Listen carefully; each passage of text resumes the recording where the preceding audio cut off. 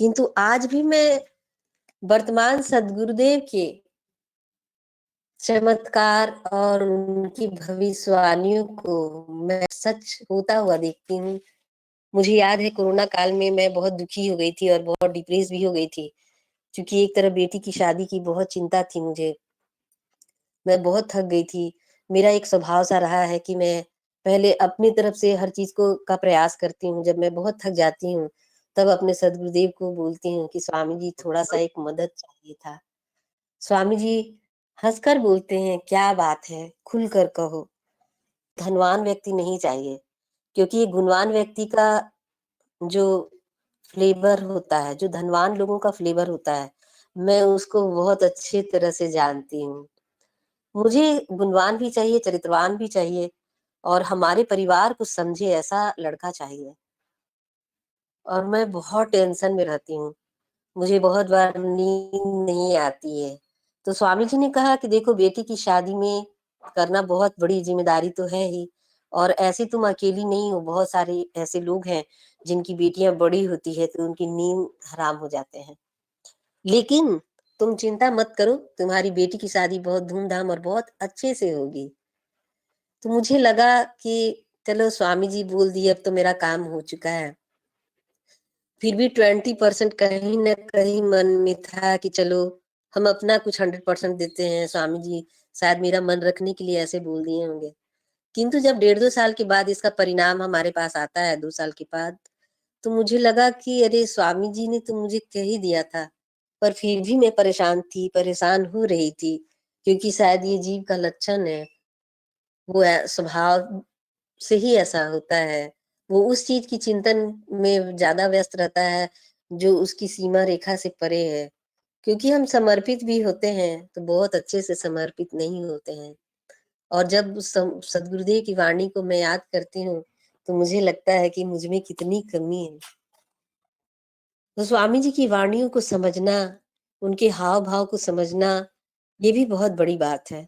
Corona काल में मुझे याद है कि मैं स्वामी जी को अक्सर देखती थी स्वप्न की अवस्था में कि स्वामी जी हवन कर रहे हैं और हमारा जो झूसी का धाम है, वहाँ पर मैं स्वामी जी को देखती थी कि स्वामी जी हवन कर रहे हैं और उनके चेहरे पे एक अजीब तरह का खुशी नहीं झलक रहा है, वो हँस नहीं रहे हैं, परेशान से दिख रहे हैं। हमने एक गुरु भाई को फ़ोन किया कि देखिए ना मैं 3 दिन से लगातार एक ही स्वप्न को देख रही हूँ। और मैं ऐसा नहीं है कि आश्रम में इसलिए फ़ोन की हूँ कि मुझे बस थोड़ा-सा जानने का मन था कि स्वामी जी का क्या अभी क्या करते हैं? तो उन्होंने अपने स्वप्न को जब हमने बताया तो उन्होंने बताया, तो हमारे स्वामी जी ऐसे हैं जो स्वप्न में भी आपको इंगित करते हैं। बहुत बार मैं स्वामी जी के प्रोग्राम को देख लेती हूँ, स्वप्न में ही कैसा मंच बना है, कौन आया है और मैंने एक छोटी-सी कॉपी ले रखी है जिसमें अपने स्वप्न को मैं लिख लेती हूँ।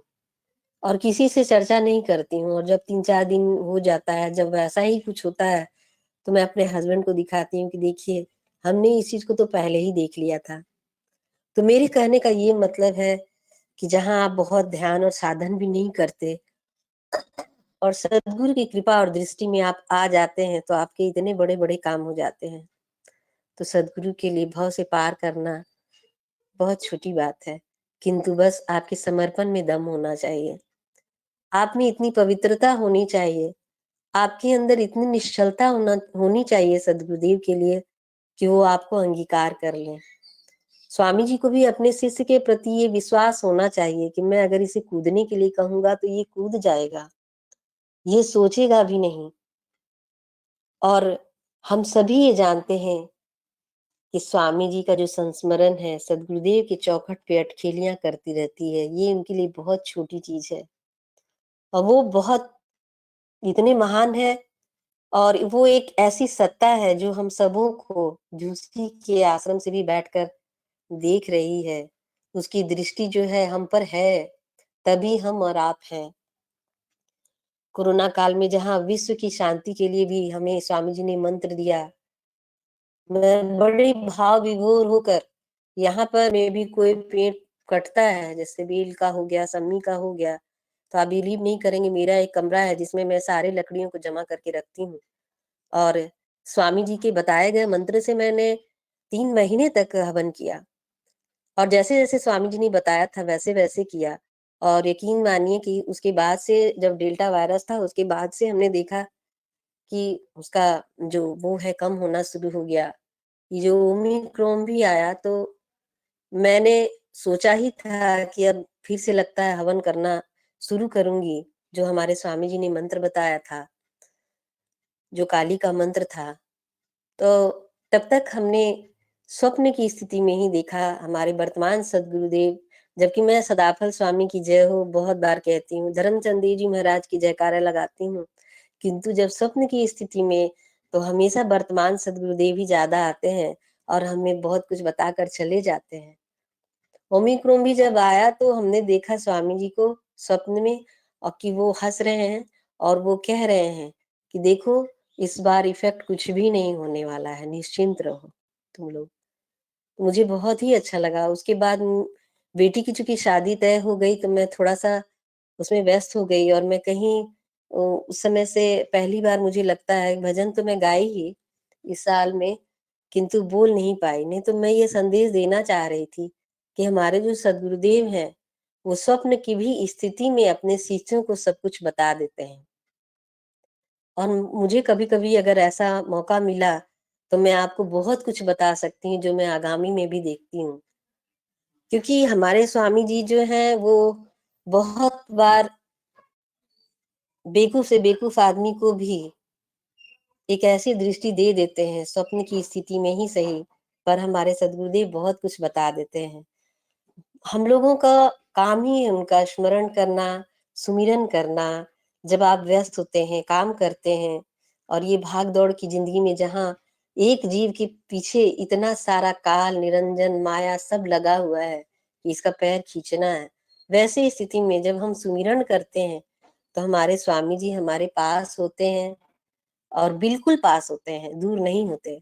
मुझे बड़ा इस चीज़ का दुःख रहता था कि स्वामी जी का इतना प्रचार बढ़ते जा रहा है, बढ़ते जा रहा है, इतना भीड़ हो रहा है, अब हम लोग को स्वामी जी थोड़ी ना याद करेंगे।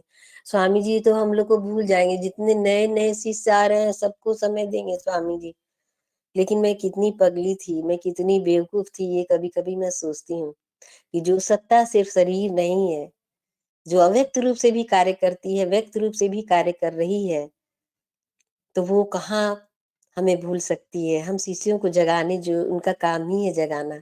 एक बार मैं माताश्री से पूछ बैठी थी कि माताजी, स्वामी जी तो आपको बहुत मतलब मैं आपको अपनी बेवकूफ़ी बताऊँ या अपना नादानी मैं स्वामी जी से कहती थी माता जी आप कितनी भाग्यवान हैं, स्वामी जी आपको मिले। और स्वामी जी जब सब जगह प्रचार में चले जाते होंगे तो आपको कितना गुस्सा आता होगा। तो माता जी ने जब मुझे अपनी बात बताई तो मुझे लगा कि अरे किसको-किसको श्रेय दिया जाए, किसके-किसके त्याग का वर्णन किया जाए। माता जी का जो त्याग है हम सबों के लिए माता जी जो त्याग करती हैं, उसका तो कहीं लेखनी नहीं है, उसका तो कोई हिसाब ही नहीं है। माता जी जब भी कुछ बताती हैं, तो मुझे लगता है कि स्त्री जो है वो कितना महान है। और पिछले साल की बात है, महिला दिवस में मैं अपने एनजीओ के लिए जब भी कुछ कार्य करती हूँ, तो मुझे बहुत लोग हमारे यहाँ आकर करिए, मेरे विद्यालय में करिए, मेरा ये है, वहाँ कर लीजिए। पर मैं हमेशा अपने आश्रम को चुनती हूँ। इसीलिए ताकि मैं चाहती हूँ कि जब हमारा अखबार में छपे कुछ भी, तो आश्रम का नाम छपना चाहिए कि इतने अच्छे कार्य वहाँ हो रहे हैं। पिछले साल की बात है, हमारे बोकारो के विधायक की पत्नी आई थी और वो सम्मानित की सभी महिला दिवस में सभी स्त्रियों को। तो उन्होंने मुझसे कहा इतना पावन जगह है, सारा कार्यक्रम तो आपका बड़ा अच्छा से हो गया, स्वामी जी की दया है। तो आप क्यों नहीं एक गुरु का भजन सुनाती हैं? और मुझे अजीब जैसा लगा क्योंकि मैं तैयार होकर नहीं आई थी कि ऐसा सोचकर कि मुझे भजन गाना है, चाहे इनको कुछ सुनाना है। किंतु फिर भी हमने एक पता नहीं कैसे अपने आप एक भजन बन गया स्वामी जी को धमार हमने बनाया जो बहुत ही अच्छा रहा और आप सबों को एक बार मैं सुनाई भी थी। उससे पहले मैं एक बात और आप सबसे कहना चाहती हूँ, ये हमारी बहुत ही लगी रहती हैं स्वामी जी के प्रचार-प्रसार में। स्वामी जी नयापन कुछ कर दिया जाए कि मेरा सबसे अच्छा हो जाए। मैं सोचती हूँ मेरा सबसे अच्छा हो जाए और अक्षरदेव जी का चेहरा याद आता है। उनको देखने पे लगता है जैसे कि विज्ञान देव जी की बाल अवस्थाओं में हम चले गए हैं।